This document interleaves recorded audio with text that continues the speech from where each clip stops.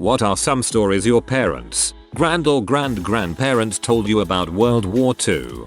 My great-grandmother's younger brother was killed as a child, along with most of the family, and they buried him. A little while later, she saw a little boy in her village wearing his boots. She was furious as they had buried him in his boots. She demanded the boots back, dug her brother up, put the boots back on him, and reburied him.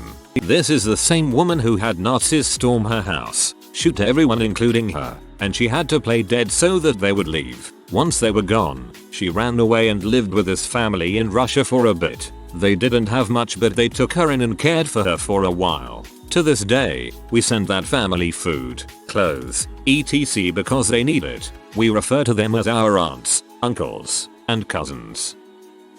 My grandfather was shot in the head during D-Day storming the beach. He survived the shot to the head. They never removed the bullet because it was more dangerous to try and take it out than to leave it in. He recovered and was sent back to the front. He also was one of the people who liberated Dachau concentration camp. That's all I was told. I was hoping he would tell me more after my deployment, but he didn't talk about the war other than that. It's normal he wouldn't. If you read anything recorded from Dachau, it was horrific. Even for soldiers liberating the camp, it's a common theme among the soldiers in that war, the silence. The trauma made it hard to talk about it, except for some lighter moments over the years. My grandfather was a Marine and fought on Iwo Jima. He never talked about it, so I asked him. He wouldn't say a whole lot about what happened, just things about how the ground was volcanic ash that his legs sunk into and the fact there were so many bodies everywhere that you had to run or step over them. One day I kept asking questions and he said one day he was in a foxhole. I believe that's what he said, and he was talking to his buddy who was in the foxhole with him. His buddy wasn't saying anything and looked over and his buddy's face was basically blown off. He said that was his best friend. I believe he said he met him at basic training. He also said that at night the Japanese soldiers would taunt the Americans and tell them they were all going to be murdered and call them Yankees. You're going to die tonight, Yankees. So I never really asked anything again. I found out years after his death how horrifying Iwo was and how many Marines died there. He was one heck of a man to get through that living heck. Over 26,000 American deaths in 36 days. 722 a day. Imagine more people than you probably see on an average day killed every day for over a month. My grandpa died at age 82 about 11 years ago. He was being shipped out right as the Pacific Theater ended, and was stationed in Japan for a few months. As far as I know, he never saw combat. He still had nightmares almost weekly until the day he died. Lung cancer misdiagnosed as constipation, because the cancer traveled to his bowels as he had quit smoking 25 years before. I know it's not a very exciting World War II story, but I found it fascinating that training and deployment can affect someone so much that they still had nightmares about it a half a century later. I was born in '85, and my grandpa was mostly deaf by the time I was old enough to talk to him. But goddang he loved lawn care, riding that John Deere mower till he couldn't. My autistic younger brother one time yelled at him for yelling at my grandma. He hated his hearing aids. What a trip down memory lane this has been. My grandparents took a trip to Japan in the mid-70s. They brought back a lot of lovely souvenirs, such as beaded glass bonsai, other art and panchiko game they mounted on their wall. I guess. My grandmother was born in 1928. She lived on a farm outside of Aberdeen. Wah. They ate their farm horse. My granddad on my English side fought in the war but never wanted to talk about it, understandably. However, he did say a few things. One which stuck in my mind as a small child was that as they were running up the beach on D-Day, the guy running next to him got his top half shot but his legs kept running for a moment. Another was while he was part of a tank crew. He was asked whether he would like a promotion to what I can't remember, let's just say captain. He turned it down, because as he said, the captain was the one who had to stick his head out of the top and he didn't want to get shot. And, memorably, when asked whether he hated the Germans, I'm half German, he said no, it was the bloody French I couldn't stand. We'd take their villages and they'd come out waving Union flags, then the Germans would take it back and they'd come out waving German flags. Bit more colorful language. He was from Yorkshire. Also, a semi-related story, but the first time my German mother went to visit my English grandparents, she made a comment about the nice watch my granddad was wearing. My grandma, without thinking, went, "Ew, is that the one you took off that dead German soldier?" My German family also had an interesting war. My granddad was the youngest of 3 sons, and the other 2 fought and died, one in the Wehrmacht, one in the SS. His uncle was also imprisoned in Dachau, where the SS brother was a guard. They lived in what is now Poland,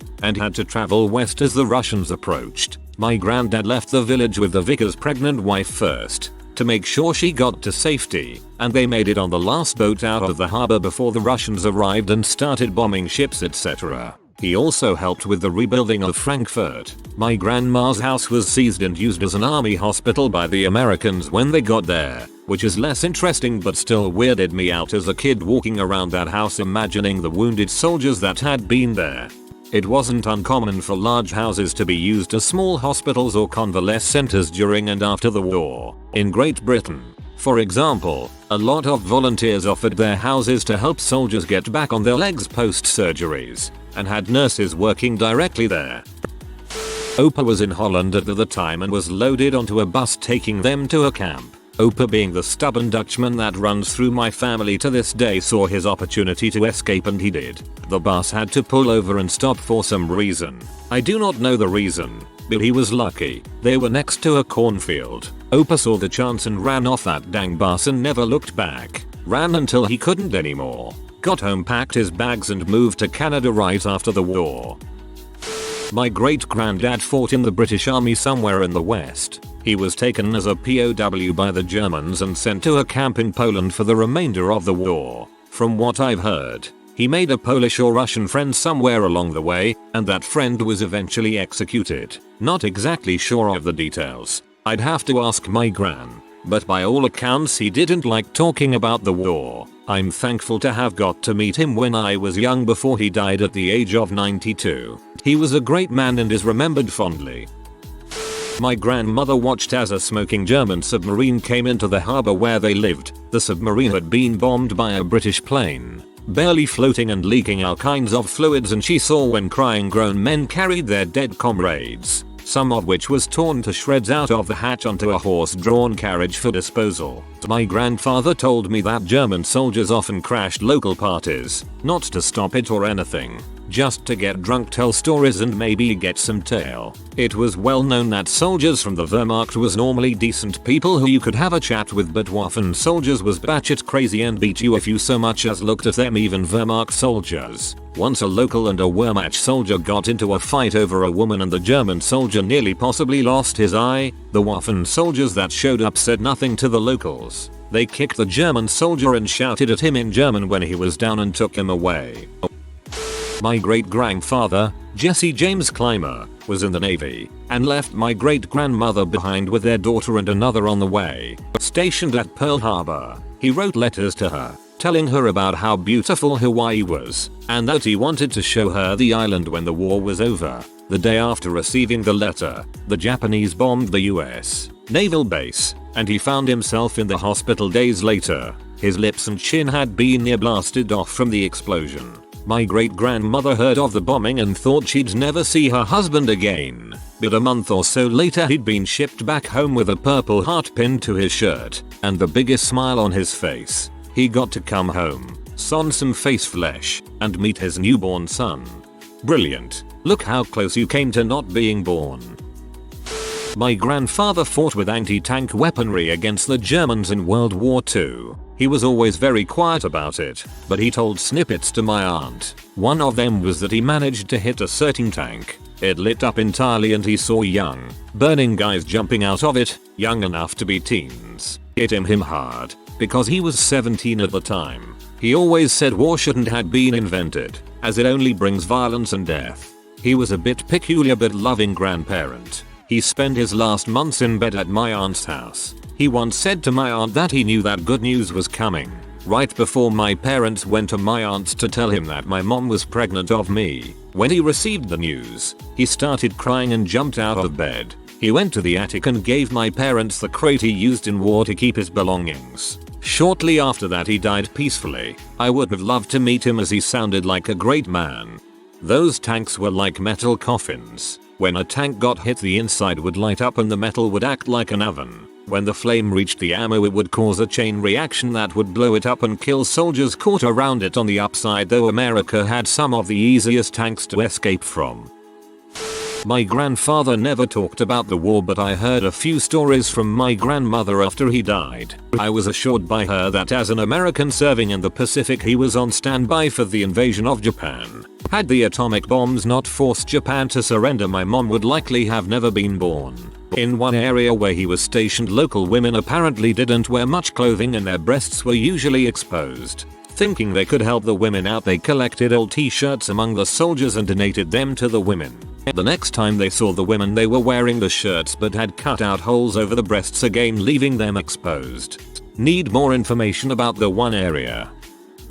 One of my grandfathers was on a German minesweeper. He was involved in Operation Kerberos, bringing battleships Scharnhorst and Gneisenau through the England Channel back into North Sea. In total he experienced 3 times that ships he was assigned to got sunk, 3 times in the water, 3 times rescued. He got one major severe injury. He never told about what it was. In the last months of the war he was assigned to a U-boat, German submarine. Just made a few exercise trips but never on a battle tour. Was more than lucky when the war was over. Was after that a broken man. Very nice. Best grandfather you could have. I once played a U-boat simulator with him shortly before he died. He was very interested and came up with the things he learned during his time on the U-boat, but you also noticed that it was somehow too much. He covered his trauma with jokes, but you saw that he was uneasy with it.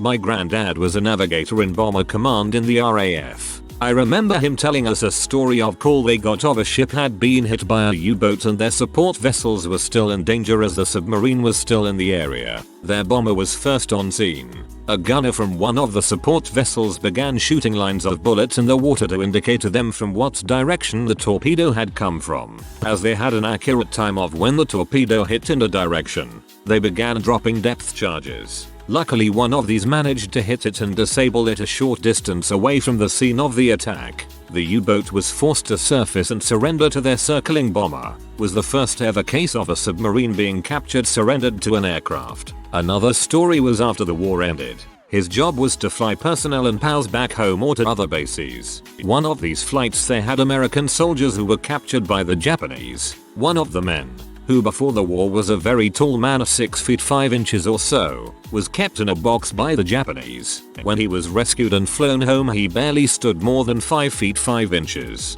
He spent almost a year in a box simply because he was tall. My grandfather was Alsatian in the end of 1944, so the German was starting to force enroll younger and younger people in the SS. He was a student, and at the end of that years, because everyone knew the German Reich was going to collapse and that if he was to continue his studies he would be enrolled and would probably die, he gone in hiding in the forest for 6 months and enrolled in Allied forces and gone up to Austria with them. Fun fact, he refused to go back to Germany ever after. After that he went to do the Indochina War, came back to Austria, back to Alsace, to the War of Algeria, and finally he could settle a bit. My granduncle was one of the people in Germany during the Holocaust. He was a Christian but his close friend and his family were Jews. This was apparently a village on the outskirts of Germany. When the Nazis began capturing and executing Jews, he remembered the terror that spread over the village. The village was quite isolated and half the villagers were Jews. Now you may not know this, but Jews were tracked through synagogue records and police certificates. Since this was an out-of-the-way village, the only records were within a synagogue. Apparently the Cohen burned all the existing records before forging fake ones himself and hung himself from a rafter. When the soldiers arrived they checked the fake records and no one in the village went by those names. The villagers made up a story about how the Jews from the village escaped to the United Kingdom. The soldiers searched people's houses but all Jewish objects were replaced with crucifixes and Bibles. It sounds fake, but considering it was a small, isolated village it didn't seem far-fetched. This apparently bought the Jewish families time to escape. After this a few Jews truly converted to Christianity while a few fled to the United Kingdom. Quite an interesting story. Makes you wonder how many Jews actually managed to trick the Nazis. My great uncle was a cook in a British army unit that liberated one of the many concentration camps. He hated Germans until he died in the late 90s. My mother tells us of walking to school and having air raid sirens going off and going to the nearest bomb shelter. She was 6. Would be walking with her 12-year brother, no adults, mind you. She is still alive today and talks about rationing. Hearing the V2S. My aunt was a student nurse who left home at 14 and served in a burn unit in Suffolk, I think. She told us her memories of D-Day. She said the planes just kept flying over and over for days on end. Shortly after, the wounded started pouring in. She also told us of the first returning POWs from Japan. Some dumbass decided on the first night back that they would serve rice pudding. A riot commenced. My great-grandfather passed away 2 summers ago and I never asked him about his time in E-War, but he was in the Battle of the Bulge, so I'd say that speaks for itself. Same for my grandfather. He never spoke about it, but one time while he was drunk on a fishing trip, said he's killed at least 15 men. But the one that stuck with him was the one that was no more than a few feet away from him. Said, we were both surprised to see each other. I was quicker with my weapon. I could see in his eyes he knew it was coming. Then he was dead, and I wasn't. My great-grandfather fought in both world wars. I often ponder why he would re-up after making it through the first one alive. Popular family opinion is that he never really did settle back into life after World War I. Found being on the front easier than dealing with his mind. I have a letter he wrote home to his mother. It will be 100 years old in November. Fascinates me that I can hold this piece of paper that was in the trenches with him. His mother had obviously asked him if he thought the war had changed him.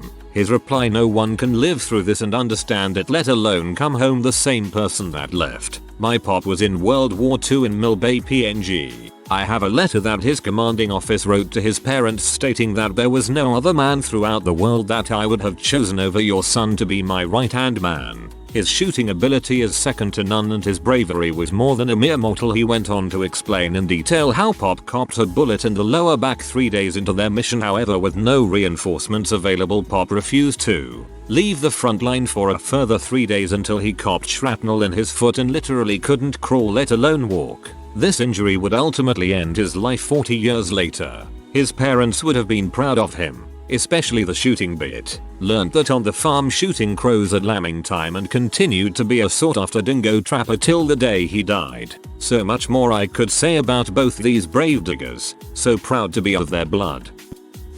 I'll make this a short version from what my grandpa has told me. My great-grandfather hated his dad and ran away to join the Marines at 16. He eventually turned 18 in a foxhole in the Solomons. In one of these foxholes he was with his best friend from childhood who would not stop playing his guitar and lower his head when getting shelled. When the guitar had stopped, he looked up and found his buddy's head gone and 2 little things sticking out of his neck where his head was. He carried a bar and was only 5 feet 6, 135 pounds. Said him and everyone else that carried them trashed the bipod because they were too heavy. He got malaria once, laid in some hospital for a month. Went back to combat, got shrapnel on his leg and back. Purple Heart. Brought back a Japanese flag with blood still on it. That's pretty neat, I must say. He survived the war and wound up in Mississippi with his brother. Kept his box of medals, personal items for his mom, and threw the rest of his uniform's AMD duffel bag over a bridge into the Mississippi River.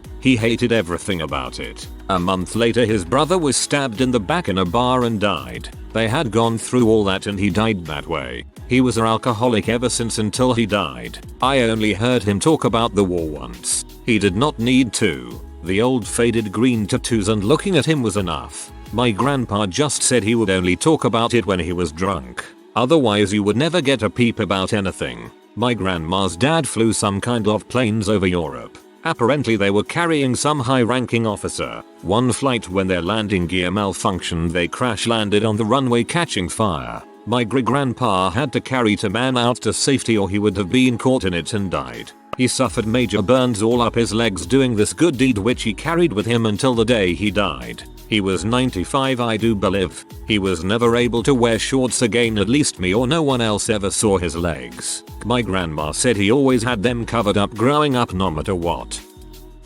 Okay, so my grandma is German.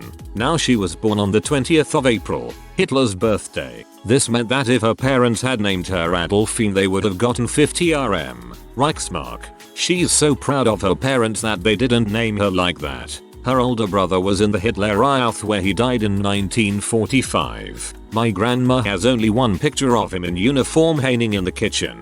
There is no swastika on it. Actually, Hitler forbid female versions of his name, so that can't be true. It was illegal to name a daughter a female version of Adolf or Hitler. I have stories from both sides of my family. On my mom's side, my grandfather was drafted and served in the US Army. He fought at Normandy, and he was eventually wounded at the Battle of Aachen. He was hit by shrapnel that broke his femur bone. Amazingly, the main reason it didn't cause even worse damage was that it hit his wallet first. He had it in his pocket because it was stuffed full of photos of my grandmother and his family and friends back home. My mom still has the wallet. You can see where the shrapnel blew past it. But it's kind of amazing to hold this piece of history and think about how in a nearly literal sense my grandfather's family saved his life. On my dad's side, both his parents were Jews in Poland. My grandfather was a teenager and rode his bike into Russia and hid there during the war. My grandmother was also a teenager and had 3 younger brothers ranging from 14 to 4. My grandmother and great-grandmother gathered up the boys and fled when the Nazis invaded, and it was due to the bravery of various Polish families that they were hidden throughout the war. My grandma has told me stories about farmers sneaking them food inside of the pig food buckets so the patrolling Nazis wouldn't suspect they had people in their barns. They were eventually liberated by the Russians before making their way to an American displaced persons camp where my grandma met my grandpa. He was teaching English to the kids. I heard a few stories from my maternal grandpa about being in the army, but I wish I had known to ask more. I also wish I had known to ask my great-grandmother more about her life. She died when I was little, but now that I have a child I think about how terrifying it must have been for her to gather 4 children and keep them safe in that kind of nightmare. My paternal grandmother has a few pictures my great-grandma saved from before they fled, and she has photo albums from their time in the displaced persons camp. We've slowly tried to digitize them so we don't lose these pieces of history. My mom has retired but she taught US history for her career. She used to tell her students my grandmother's story, and after they got really invested in hearing about hiding from Nazis and their close calls with being caught, she would reveal it was her mother-in-law story. It would always blow the students' minds and really bring home the reality of the horrors of World War II. When my grandmother was younger she would come and talk to my mom's classes too. My late grandpa always said somebody is always looking over you. I guess this was his case in World War II. His first night in London the Luftwaffe were bombing the city and his sergeant told him to move his butt to the bunker. The whole area around the bunker was just large craters from bombs. Everyone survived. He arrived at Normandy 2 weeks after D-Day. It wasn't until he was at a Frion board in France and saw the bodies of deceased Allied soldiers laying in the woods. This is where crap got real for him. Some time later Germany makes a last-ditch effort. Battle of the Bulge. Allied forces, especially Americans, suffered heavy casualties. He was sent back to England to train as a medic. He knew this meant fighting on the front lines. Some time later he arrives via train in a small blown-up town. But the battle ended. He told me he was one lucky sob. One thing he always reminded my family members was that someone is always watching over you and be thankful for them, whatever or whoever that may be. And I'm one lucky sob that he can now watch over me. If you are new to the channel, you can subscribe. I publish new videos every day. Until then, check another video.